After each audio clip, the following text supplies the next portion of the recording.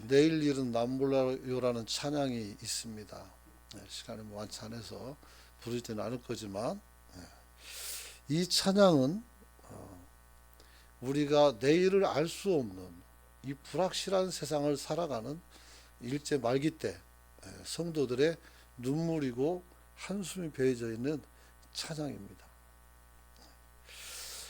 일제 강점기 모진 핍박과 억울함 속에서 이 성도들이 할 수 있는 것은 별로 없어요. 제합력교회에서는 성도들을 전부 다 성전에다 가둬놓고 밖에서 못을 박아버리고 불을 질렀단 말이에요. 그래서 거기 있는 사람을 다 죽었는데 하나님께서 꼭 한 사람을 살려놔요. 그분이 살아남아서 먼 동네까지 찾아나가서 거기서 우리가 지금 재난을 당했다는 것을 이야기해서 그게 알려준 거죠. 그래서 세계적으로도 굉장히 유명한 사건으로 남았다는 그런 기록을 제가 본 적이 있습니다. 특별히 일본인이 아닌 조선 사람으로 사는 것은 정말 어려운 시대였던 것은 맞는 것 같습니다. 그래서 이 찬양을 부르면서 하나님께 힘을 얻었던 그런 사람들이 있었음을 고백합니다.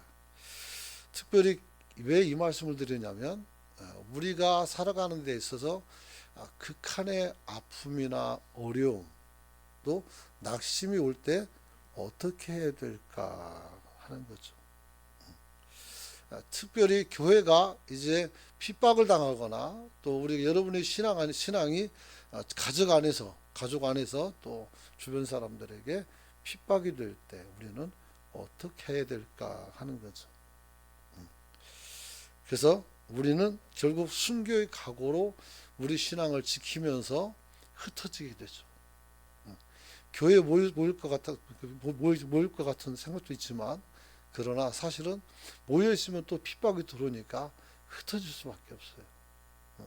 만약에 모임을 갖다가 해치지 않는다면 더 많이 모이겠죠. 그런데 그렇지 않아죠. 다 해쳐 모이가지고 우리는 흩어지게 되는 것이죠. 싸우면서 견디고 흩어진다 이렇게 말하고 있습니다. 성경에 나타난 초대교회의 나타난 현상은 어떤 것이었을까?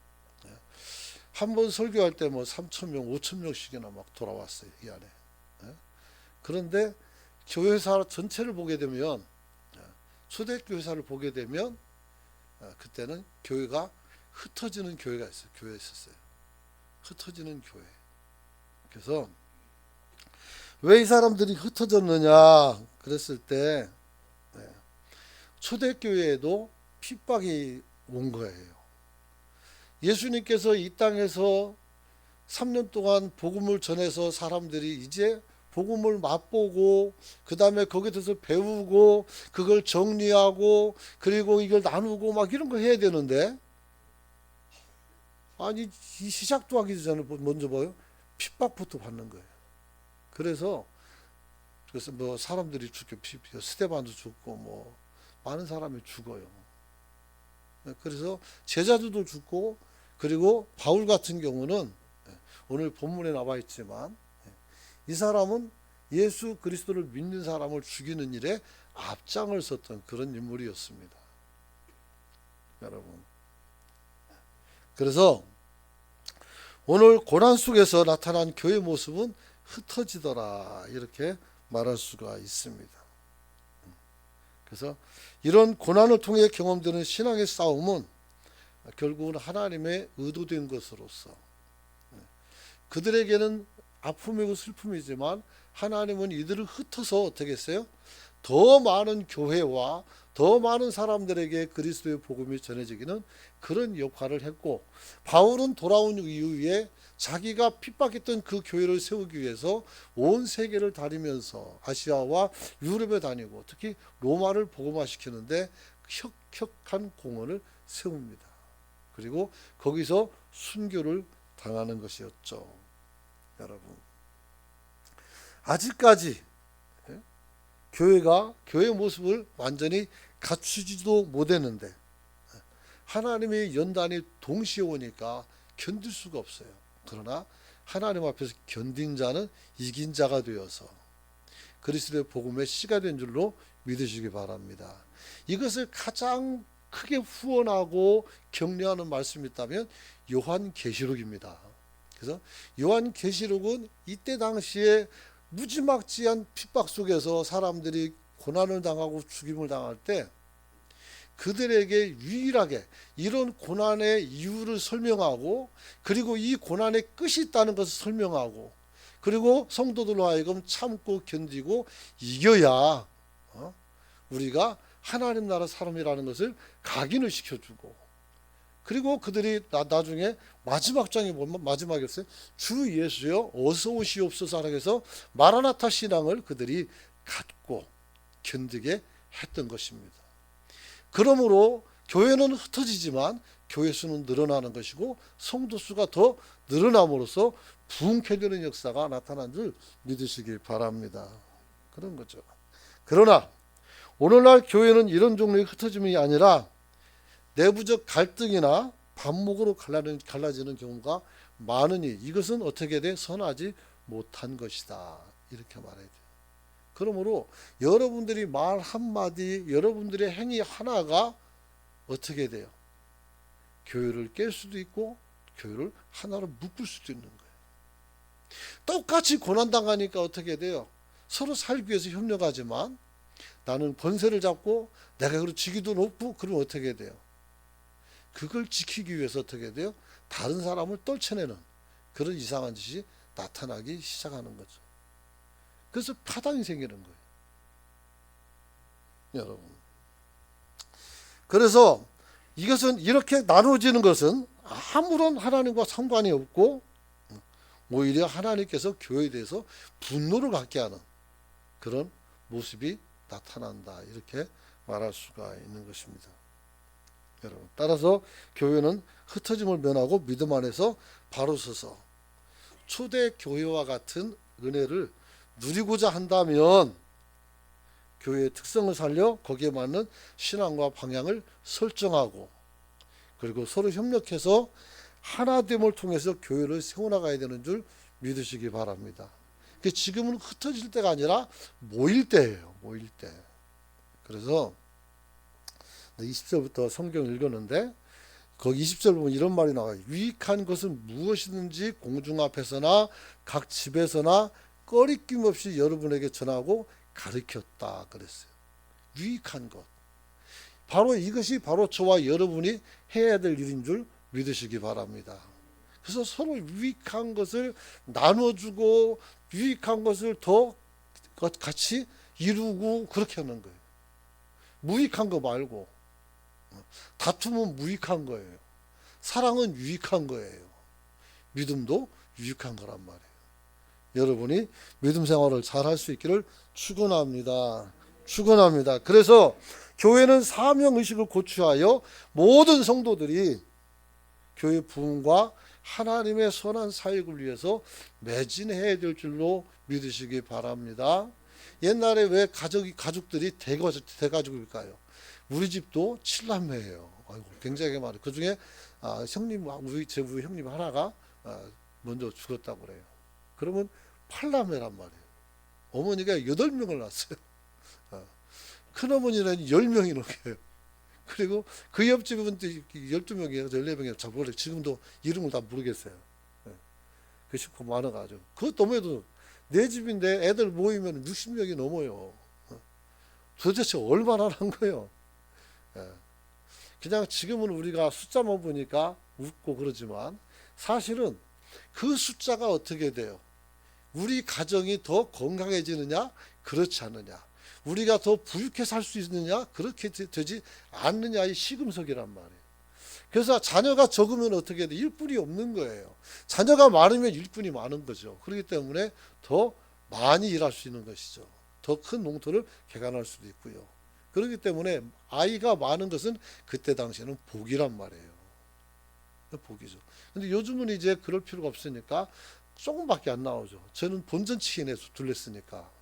근데 한 사람 난 사람들은 분발할 수 있기를 원합니다. 그래서 여러분들이 우리도 다사를 통해서 하나님 앞에 이제 영광을 좀 돌렸으면 좋겠는데 그게 쉽지 않은 것 같아요. 저는 어려서부터 산하 제한이라는 교육을 너무 철저하게 받아가지고 지금도 두려웠었어요. 지구를 그려놓고 사람들이 어떻게 돼요? 막 그 지구에서 떨어지는 거예요. 사람 많아가지고. 그걸 보고 야 이렇게 많아가지고 우리가 저 우주 밖으로 던져지는 거 아닌가 막 이런 생각하고 무서웠었죠. 그런 그림 보니까. 그러니까 어떻게 해야 돼? 우리는 많이 낳지 않자. 뭐 이런 생각이 커진 것이죠. 그런데 하나님이 우리에게 주신 사명은 뭐예요? 생육하고 번성하라 했어요. 우리 돌이켜 보면 하나님의 말씀 틀린 게 하나도 없어요, 여러분.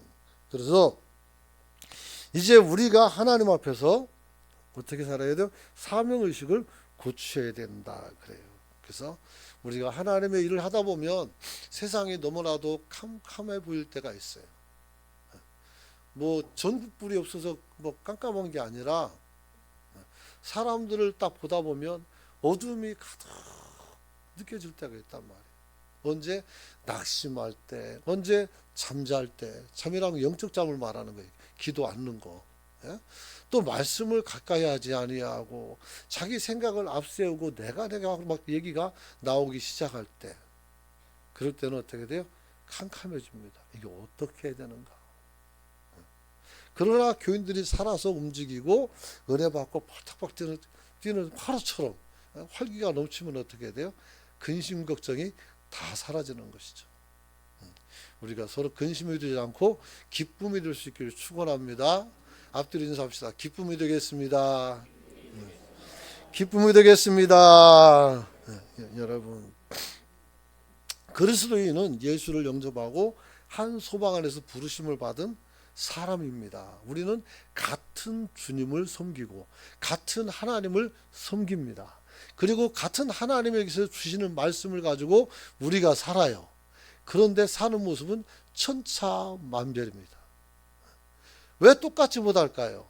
사는 모습과 생각이 다르고 가치관이 좀씩 달라서 그래요. 그렇다고 해서 여러분들이 틀렸다는 게 아니에요. 생각이 틀리다고 해서 그 사람이 잘못됐다는 건 아니죠. 문제는 우리가 같은 신앙으로만 있다면 우리의 다양성 있는 생각들은 우리로 하여금 더 유연하게 살게 하시고 그걸 통해서 우리는 더 많은 기회를 얻을 수도 있는 거예요. 그리고 여러분들의 생각은 굉장히 중요합니다. 그러나 믿음은 어떻게 해야 돼요? 같아야 돼요. 누굴 믿어야 돼요? 하나님을 믿는 믿음을 가져야 된다는 거예요. 그래서 하나님을 믿지 않고 다른 걸 또 믿고 와가지고 여기서 얘기하면 어떻게 돼요? 안 되는 일이죠. 그래서 같은 하나님, 같은 성령 하나님, 그 하나님을 우리가 믿게 되는 줄 믿으시길 바랍니다. 그래요. 여러분, 그래서 우리는 어떻게 됩니까? 결국은 우리가 그래서 하나가 되어서 목표가 없는 배처럼 표류하는 것이 아니라 정확한 목표를 가지고 우리는 가야 되는 거예요. 그리고 이런 과정 속에서는 슬픔이나 두려움이나 놀람이나 아니면 아쉬움들이 있겠지만 우리는 그것을 극복해 내야 됩니다. 오늘도 에베소 장로들과 바울이 만나서 목을 끌어안고 울면서 이별하는 장면이에요, 사실. 그래서 오늘 주님 앞에서 바울이 이제 어디로 갑니까? 이제 로마로 떠나가서 거기서 먼저 예루살렘으로 올라왔다가 다시 이제 로마로 가는 과정 속에서 어려움이 있었죠. 심지어는 다른 성경에서 보면 허리띠를 들고 와서 이띠 짐자가 죽을 것이라는 예언도 해요. 근데 그 예언을 받으면서도 내가 갈 길은 가는 거예요. 중요한 것은 사람은 누구나 다 죽습니다. 그리고 누군가는 인생의 끝은 있어요.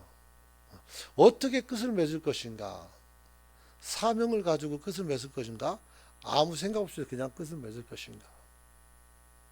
올해가 을사년이죠. 을사년.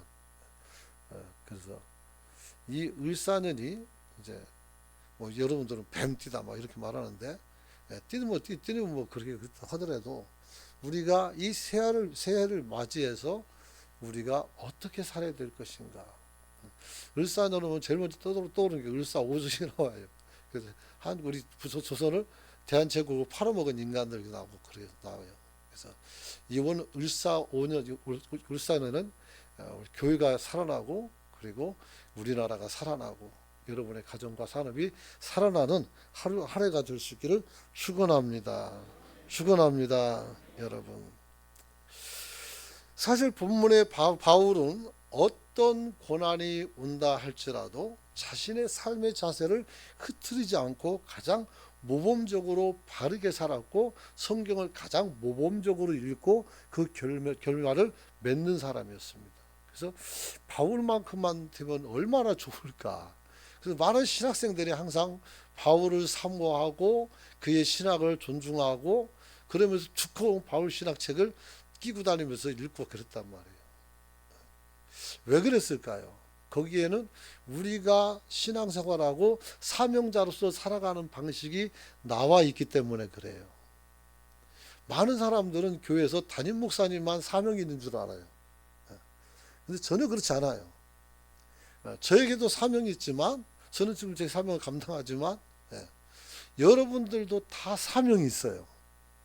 그래서 장로님들은 장로님대로 높은 지위에서 교회를 잘 이끌어야 되고 안수 집사님이나 서리 집사님은 열심히 봉사해야 되고 분사님들은 열심히 또 어떻게 해야 돼요? 기도하고 그리고 교인들을 신방하고 돌아봐야 돼요. 그게 전부 다 여러분의 직분자들이 가지고 있는 사명이에요. 그러면 나는 평신도니까 아무것도 안 해도 되네 이렇게 말할 수 없어요. 모든 믿는 자들은 하나님을 증거해야 될 책임과 의무가 있어요. 우리는 이것을 성실하게 행할 수 있기를 축원합니다. 축원합니다. 그렇죠. 여러분. 그래서 고별의 설교를 하는 과정 속에서 오늘 바울은 오히려 말하기를 21절을 보니까 유대인과 헬라인들에게 하나님께 대하여 회개와 우리 주 예수 그리스도께 대한 믿음을 증언하는 것이다 이렇게 말하면서 내가 성령에 매여서 지금처럼 또 앞으로도 그렇게 살 것을 말씀하고 있는 것을 보게 됩니다. 그래서 예루살렘을 가는데 거기서 어떤 일을 당할지 모른다 하겠어요. 그래서 모르는 게 아니라 알아요. 아는데 이제 어떤 형태로 내가 잡혀갈지 죽을지를 모르는 거죠. 그래서 예루살렘에 갔을 때 어떤 일이 일어납니까? 거기 가가지고 그때 이방인 하나를 데리고 예루살렘에 올라갔어요. 근데 그 친구는 집에다 놔두고 자기 혼자 성전에 들어갔어요. 근데 사람들이 바울이 이방인과 있었던 것을 보고 이야기를 했고 그러지 않아도 바울이 탐탁지 않았던 지도자들은 프레임을 만들죠. 틀을 만들어요. 그래서 뭐냐면 바울이 이 이방인을 성전으로 데리고 왔다 했어요. 그러니까 사람들이 막 일어나는 거예요. 그러면 안 되거든요. 지금은 다 들어가도 되지만 그때는 안 된단 말이에요. 그래서 난리가 나는데 이 참 희한한 것은요. 이런 거짓말이 활성화될 때 놀랍게도 목격자가 나타나요. 목격자가. 그래가지고 그 목격자가 바울에게 유익한 그 어떤 목격을 얘기하는 것이 아니라 얘가 성전에서 사람과 이방인과 돌아다니는 걸 봤다라고 말하는 사람이 있어요. 나중에 또 제목이 변해요. 그래가지고 그때는 사람들을 이제 현혹하고 밀란을 획책한다 해가지고 이 사람을 갖다 무슨 반역자처럼 만들었는데 또 거기도 증언자가 나와요. 어떻게 나올까요? 돈 받고 나와요. 돈 받고. 아무리 해도 사람을 돈 받고 팔아먹는 사람은 정말 안 좋죠. 그래서 유다가 그랬을 때 예수님이 뭐라고 했어요? 네가 차라리 태어나지 않았으면 좋을 뻔했다 이렇게 말했어요. 그래서 우리는 남을 팔아먹는 것은 그거는 사명이 아니에요. 사람을 죽이는 거죠. 그래서 여러 번 또 막 매복했다 죽이려고 하면 난리가 나요. 그래서 바울이 자기 신분을 밝혀 나 로마 사람이라고 그래가지고 로마로 가서 이제 죽긴 하죠. 여러분 이 에베소 교회 장로들이 지금 여기서 만나지만 사실은 이 사람들이 자기 집에서 만나는 게 아니고 이 장로들이 45km나 걸어와서 바울을 만나고 있어요, 사실. 그래서 굉장히 꽤 먼 거리죠. 물론 못 갈 거리는 아니에요. 못 갈 거리는 아니지만 며칠간 걸어와야 되는 그런 거리란 말이에요. 하루에 걸어갈 수는 없어요. 근데 그 먼 길을 봐서 바울을 찾았다는 것은 바울을 이 사람들이 그만큼 존중했다는 거예요. 그 대구 이쪽에서 지난번에 우리 여전도에도 갔다 왔지만 거기에 한 강도사가 순교해서 죽었는데 우리나라에 유일하게 목회자 옆에 장로님들이 묻히기를 원해 가지고 거기에 무덤이 같이 있어요. 그래서 강도사님은 이제 목사로 이름을 올리고 그 다음에 옆에 이렇게 장로님들이 누워 있어요. 근데 자꾸 그 자리 들어가려고 하니까 이제 거기서 몇 명씩 딱 자르고 근데 못 들어가요. 그래서 정말 그 목회자를 정말 존중하고 존경해서 그 옆에 묻힌 장로의 그 무덤은 제가 여지껏 보지 못했었어요. 거기서 처음 왔어요. 거기서. 그래서 여러분들도 한번 가서 볼 수 있으면 좋겠다는 생각을 가져봅니다. 자, 그래서 오늘 이 바울이 얼마나 뜨겁게 사명감에 불타고 있었고, 그리고 이것을 바라보는 이 주의 종들, 특별히 장로들이 얼마나 가슴 뜨겁게 이분을 맞아들이는지를 우리가 볼 수가 있어요. 어떻게 이런 일이 있을 수가 있을까? 첫째로 하나님 앞에서 매 순간 한 점 부끄러움이 없도록 사역을 했습니다. 누가? 바울이. 이게 참 설교 준비하면서 굉장히 저를 괴롭혔어요. 한 점 부끄러움. 한 점 부끄러움. 한 점이 아니라 한 덩어리가 아니고 몇 덩어리가 있는 거예요. 이게 막. 이게 저를 굉장히 힘들게 했었습니다. 여러분. 우리는 마지막 날 모든 사역을 다하고 성도 앞에 서거나 또 주님 앞에 서게 될 것일 때, 먼저 간 성도들 앞에 갔을 때 부끄러운 모습이 되지 않기를 축원합니다. 그렇죠. 아이고 장로님 어서 오세요. 아이고 권사님 오셨네요. 아이고 안수 집사님 오셨네요. 내가 세상에서 이렇게 존경하고 그랬는데 여기서 보니까 영 아니네요. 이 소리 들으면 어떻게 돼요? 이거 참 그것도 할 일이 아닌 것 같다는 생각이 듭니다. 여러분.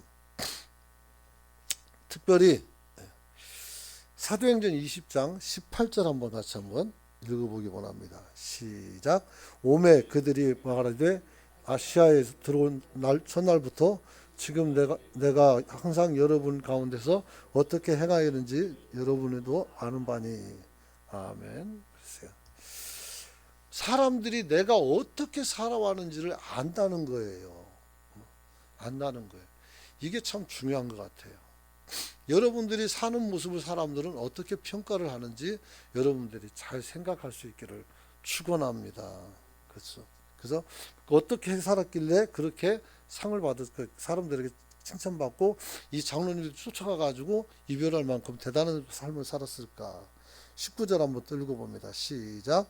곧 모든 겸손과 눈물이며 유대인의 관계로 말미암아 당한 시험을 참고 주를 섬긴 것이라 그랬어요. 그렇죠? 모든 겸손과 눈물로서 여러 가지 시험이 있지만 이겨냈다는 거예요. 참 이게 어려운 것 같아요. 누가 뭐라고 하면 그냥 아무 반응이 없이 마음이 조용하면 좋은데 어떤 때는 출렁일 때 있단 말이에요. 그러면 승질을 합니다. 그러면 이게 온유함이 무너지잖아요. 온유함이. 그러니 참 안타까운 거예요. 여러분. 또 어떤 사람이 보면 너무 피로하고 못 살고 못 사는 거 보면은 또 속이 막 상해요. 조금 열심히 살지도 않고 막 왜 저렇게 사냐고 막 괜히 화날 때도 있어요. 그러면 또 이거 참 교만했구나 하는 생각이 들고, 그래서 한 점 부끄러움이 없다는 것은 정말 어려운 말이다 하는 생각을 갖게 되었습니다. 사랑하는 성도 여러분, 이는 바울이 교만이나 공명심에서 나온 말이 아니라 지난 3년 동안에 바울은 그렇게 진짜로 살았어요. 나는 지난해 이제 한 5년이니까 이제 4년, 5년 살아야 되니까 여기서 한 4년 되는데 나는 어떻게 살았는가? 나는 장로님들을 어떻게 대했고, 나는 권사님들을 어떻게 대했고, 또 성도들을 어떻게 대했는가. 때로는 너무 게으름으로, 때로는 어리석음으로, 또 무지해서 여러분들에게 아픔을 드린 것 있다면 사과를 먼저 드리고 싶습니다. 그리고 앞으로는 좀 더 잘 살도록 여러분들이 기도를 많이 해주시길 축원합니다. 네, 그렇게 해야 될 것 같아요. 여러분, 바울은 자신의 세 가지 수고를 금방 말씀드렸죠. 겸손과 눈물과, 그렇죠? 그 주님 앞에서 그것으로 사람을 섬겼어요. 특별히 꾀로하지 않았다 그랬어요. 꾀로하지 않았다. 19절을 보니까 간계를 인하여 시험을 참고 그랬어요. 여러 가지 우리를 유혹하는 것들이 있지만 그걸 이겼다 그랬어요. 유익한 것은 무슨 어떤 것이든지 장수분분하고 우리에게 전했다 그랬어요. 여러분, 그리고 유대인과 이방인들에게 공히 복음을 전했다 이렇게 말씀을 주고 있습니다. 그래서 21절 보니까 같이 한번 읽어봅니다. 유대인의 시작. 유대인과 헬라인들에게나 회개와 우리 주 예수 그리스도께 대한 믿음을 증언한 것이라. 결국 바울이 한 것은 신앙생활을 위해서, 사람들의 신앙생활을 위해서 그가 자신을 온전히 내던졌던 것을 볼 수가 있어요. 지금은 어쨌든 우리가 뭐 목사들이 막 출근하고 퇴근도 하지만 실제 제가 본 그 선배 목사님들은 출퇴근이 없어요. 아, 이거 얼마나 좋을까. 그럼 맨날 집에서 놀아줘도 되겠네. 그게 아니라 아침에 조반 드시면은 넥타이를 메고 앉아 있었어요. 양복을 다 입고 앉아 있었고, 저는 어떤 반바 차림도 막 돌아다녔는데, 아이 참 거기다 대면 너무나도 내가 망둥이 좀 뜯는 것 같아요. 그리고 잠자리 들 때까지 그 넥타이를 풀지를 안 했어요. 왜냐하면 누가 언제 어떻게 찾아올지 모르니까. 그러니까 그렇게 항상 스탠바이 상태예요. 그래서 와, 이 사람들 참 대단하다. 정말 대단하구나 하는 생각을 안 할 수가 없죠. 사랑하는 성도 여러분, 여러분들도 이렇게 성실하고 복된 삶으로 여러분이 신앙생활 할 수 있기를 축원합니다. 축원합니다. 근데 왜 굳이 그동안 가슴에 품고 있는 이런 생각을 왜 말하게 될까? 그것은 22절에 답이 나와 있어요. 22절 같이 한번 읽어봅니다. 시작. 보라, 이제 나는 성령에 매여 예루살렘으로 가는데 거기서 무슨 일을 당하는지 알지 못한다. 23절 보니까 오직 성령이 각성해서 내게 증언하여 결박하고 환난이 기다린다는 거. 그래서 이 환난을 내가 당해야 되는데 이 환난 속에 있으면 내가 이제 갇힌 몸이잖아요. 영화의 몸이 되는 거예요. 그래서 갇힌 상태로 있으려니까 이제 이 사람들에게 뭘 할 수 있는 게 없는 거예요. 그래서 내가 이렇게 살아왔던 것을 얘기해주고 너희들도 좀 이 정도로까지는 아니지만 그렇게 살도록 노력을 좀 한번 해봐라. 이렇게 유언가도 같은 말씀을 남긴 것이다. 이렇게 이야기할 수가 있습니다. 결국 바울이 우리에게 당부하는 것은 무엇입니까? 결국은 우리가 인생을 살아갈 때 그냥 살지 말고 하나님이 내게 주신 사명을 그대로 받아서 나도 사명자고 너도 사명자니까 우리가 똑같이 하나님 앞에 충성하고 살자 이 말이에요. 그래서 교회 뭐 목사니까 기도하고 장로니까 새벽 예배라도 기도하고 권사니까 당연히 해야 되고 뭐 그래 당연하죠. 안수 집사 당연히 그렇게 해야 되겠죠. 그러면 너는 그러면 어떻게 해요? 나는 괜찮아 그게 아니라 나도예요. 나도. 그래서 그 우리 어머니 신앙생활 때 처음 할 때 보니까 첫 번째 새벽 예배 나간 게 새벽 예배부터 나갔어요. 그리고 그것을 끊지 않고 계속 하다가 나중에 몸에 힘들어서 거동을 못할 때 그때는 쉬셨어요. 그리고 거의 새벽 예배를 다 갔어요. 그래서 오늘 우리가 알아야 될 것은 하나님께서 내게 주신 사명을 감당함에 있어서 우리는 어떻게 해야 돼요? 하루만 감당하는 게 아니라 늘 그 사명의 마음을 품고 살아가는 저와 여러분이 되시길 축원합니다. 그래야 후회 없는 인생을 살아갈 수가 있는 거예요. 24절 한번 읽어봅니다. 20장 24절 시작. 내가 달려갈 길과 주 예수께 받은 사명 곧 하나님의 은혜의 복음을 증언하는 일을 마치려 하면은 나의 생명조차 조금도 귀한 것으로 여기지 아니하노라. 너무나도 유명한 말씀이잖아요.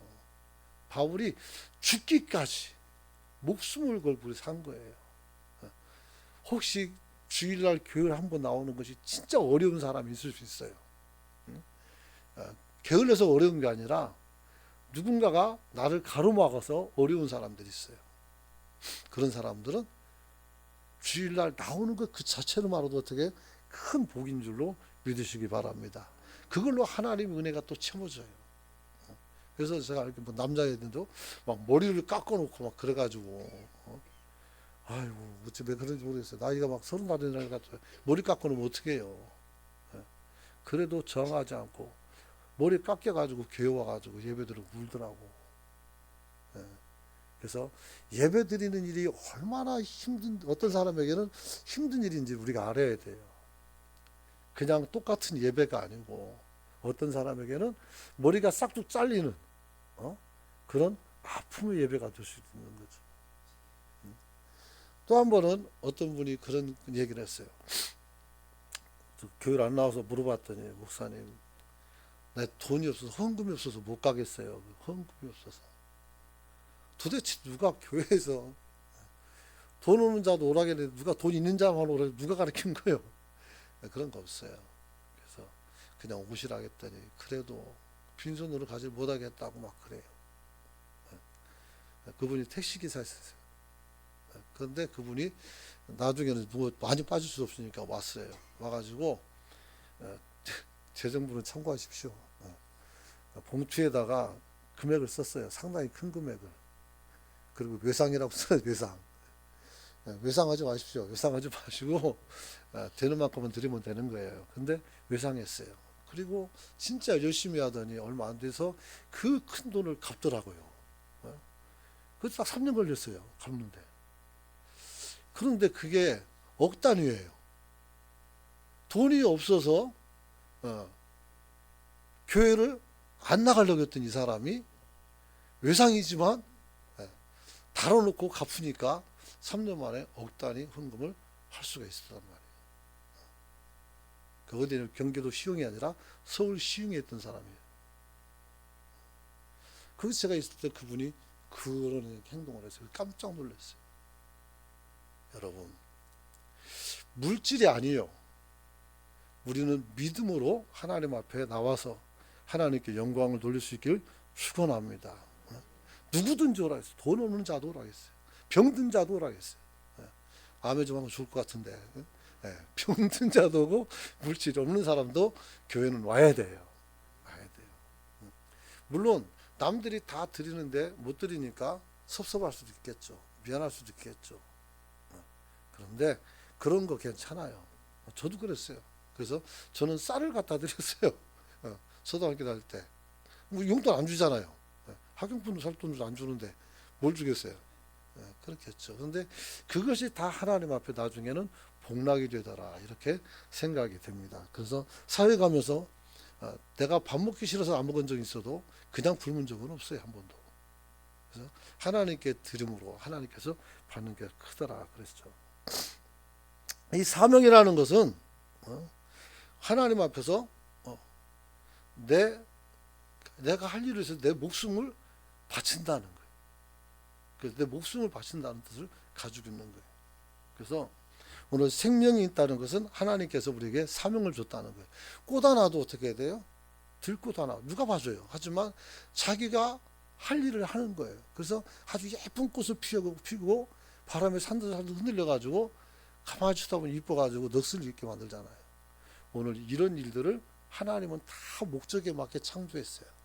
여러분들은 올 한해 하나님의 목적에 맞게 여러분이 충성을 다할 수 있는 저와 여러분이 되시길 축원합니다. 마지막으로 사명자는 사역의 완성을 통해서 좀 아까 읽어봤지만도 내 생명이 다하도록 일사각오로 우리가 주님 앞에서 살아갈 수 있기를 축원합니다. 결국 신자든지 아니면 뭐 교육자든지 아니면 직분자들이든지 뭐 상관없어요. 우리는 다 하나님 앞에 가는데 어떻게 돼요? 내가 할 일을 하고 가야지. 그렇지 않으면 부끄러워진단 말이에요. 그래서 우리가 할 일을 제대로 할 수 있는 저와 여러분이 되시길 축원합니다.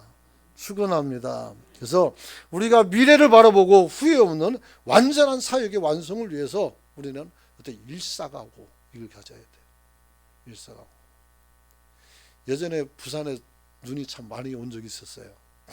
그래가지고 뭐 산동네는 30cm 이상 막 쌓여가지고 그게 우리 현지 태어날 때 그 유두맨가 아마 그럴 거예요. 그래서 차도 안 다니고 그래서 오늘은 이 산꼭대기까지 사람들이 올 사람이 없겠다 이런 생각을 가지고 각오를 가지고 갔어요. 근데 영도서도 오고 김해서도 오고 양산에서도 다 와요. 오히려 진매에 있던 사람들은 안 오시는 분이 있더라고요. 그 멀리서 어떻게 왔냐니까 뭐 이런저런 방법으로 왔다고는 얘기를 하는 거예요. 그때 알았어요. 우리가 장애물이 아니고 내가 가고자 한다면 갈 수밖에 없다는 거. 여러분이 그런 믿음을 가지고 올 한해 살아갈 수 있기를 축원합니다. 제가 작년에 하도 희한한 거 본 게 뭐냐면 항상 교인들은 어떻게 안 나오는 사람 있고 나오는 사람 바뀌는데 인원수는 맨 똑같아 비슷해요. 그 보니까 이 사람 웃긴 게 보면은 이 사람이 나왔어요. 그러면 그 다음 주에는 이 사람이 나오고 이 사람이 또 안 나와요. 돌아가면서도 짠 거예요. 막 그래가지고 지난번에 한번 물어봤잖아요. 뭐 이게 뭐 서로 짠 것도 아니고 너무너무 신기했어요. 그러나 우리가 한 마음으로 하나님 앞에 나와서 기도하는 것은 우리가 이 세상에서 살아가면서 있어서 오늘 주일 하루라도 우리가 하나님을 만나지 않으면 어떻게 믿음으로 살겠냐고요.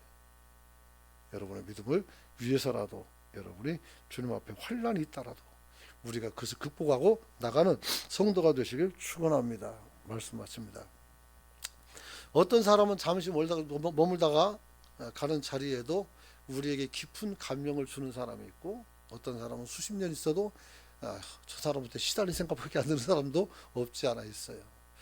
인생을 잘 삽시다. 사람들에게 감명을 주는 삶을 살고 여러분이 주님 앞에서 복된 삶으로 여러분이 갚아서 하나님께서도 기뻐하는 그런 교회 성도들을 만들어갈 수 있기를 축복합니다. 기도합니다.